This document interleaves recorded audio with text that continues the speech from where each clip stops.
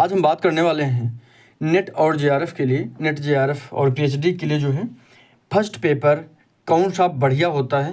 इसके लिए यहाँ पर मेरे पास एक बुक है। यहाँ पर मैं सिर्फ इस पुस्तक के बारे में आपको बताना चाहता हूँ, इसके बारे में दिखाना चाहता हूँ। ये पुस्तक मुझे जो है, ये किताब जो है बहुत अच्छी लगी मुझे। अगर इसे आप ख़रीदना चाहें तो ख़रीद सकते हैं। यहाँ पर हम कुछ चीज़ें इसमें आपको दिखा देते हैं जो मेरा मेन उद्देश्य है। सबसे पहले हम आपको बता दें कि ये जो है दृष्टि की बुक है। तो यहाँ पर एक चीज़ और समझिएगा, यहाँ पर प्रश्न पत्र जो है पहले पेपर के लिए होता है। यहाँ पर कुछ चीज़ें नोट ये गौर करिएगा। ये सारी चीज़ें जो हैं जो आपसे पूछी जाती हैं पहले पेपर में, वो सारी चीज़ें यहाँ पर आपको मिल जाएंगी। शिक्षण अभिवृत्ति अभिक्षमता, शोध अभिवृत्ति अभिक्षमता, बोध संप्रेषण, गणितीय तर्क और अभिवृत्ति अभिक्षमता, युक्ति संगत तर्क, आंकड़ों की व्याख्या, सूचना एवं संचार प्रौद्योगिकी, लोग विकास और पर्यावरण, और लास्ट में हो जाएगा उच्चतर शिक्षा प्रणाली।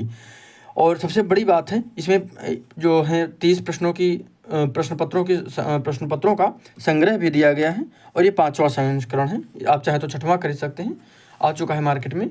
यहाँ पर हम देख लेते हैं कुछ चीज़ें हम और आपको आगे दिखा देते हैं। इसे पढ़ लीजिएगा आप। और मुझे ये किताब जो है बहुत अच्छी लगी, इसीलिए मैं इसके आपके साथ शेयर कर रहा हूँ। तो यहाँ पर आपको पाठ्यक्रम मिल जाएगा देखने के लिए। आप चाहें तो इस पाठ्यक्रम को भी यहाँ से देख सकते हैं।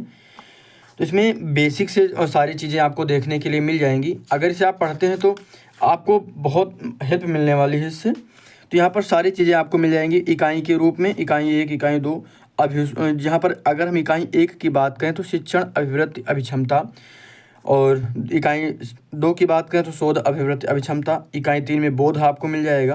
यानी बहुत ही अच्छे तरीके से यहाँ पर, क्योंकि मैं इसे पढ़ रहा हूँ तो मुझे लगता है बहुत अच्छी बुक है। इसे अगर आप ख़रीदना चाहें तो ख़रीद सकते हैं।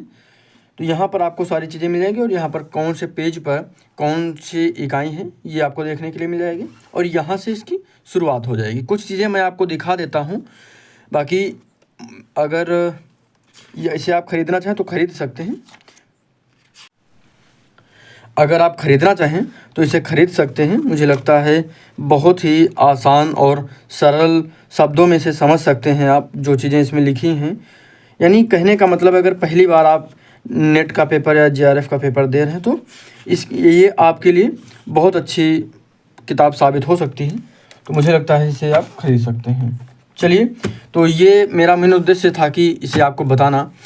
और इसके अलावा भी कई सारी किताबें जो हैं मार्केट में मिल जाएंगी आपको, लेकिन ये किताब जो है मुझे बहुत अच्छी लगी, इसीलिए मैंने इसे ख़रीदा है। और मेरा मेन उद्देश्य यही है कि अगर आप लोग चाहें तो इसे ख़रीद सकते हैं।